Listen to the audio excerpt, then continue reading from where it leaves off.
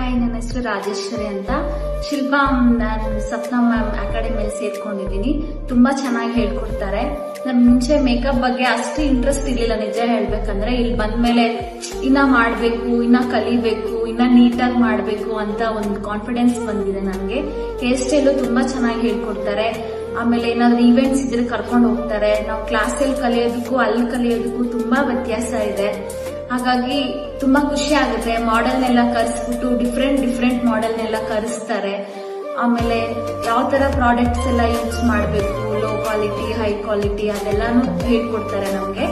So ಹಾಗಾಗಿ ತುಂಬಾ ಖುಷಿ ಆಗುತ್ತೆ ನಂಗೆ. ಆಮೇಲೆ ನಮ್ಗೆ ಎಷ್ಟೇ ಸತಿ ಡೌಟ್ಸ್ ಇದ್ರು ನೀವೊಂದು 10 ಸತಿ ಕೇಳಿದ್ರು ಒಂದ್ ಸ್ವಲ್ಪನೂ ಬೇಜಾರ್ ಮಾಡ್ಕೊಳ್ಳೋದಂಗೆ ತುಂಬಾ ಚೆನ್ನಾಗಿ ಹೇಳ್ಕೊಡ್ತಾರೆ. ನಾನು ಅನ್ಕೊಂಡೇ ಇರ್ಲಿಲ್ಲ ನಮ್ಗೆ ಇಷ್ಟು ಚೆನ್ನಾಗಿ ಹೇಳ್ಕೊಡೋರು ಸಿಗ್ತಾರೆ ಅಂತ.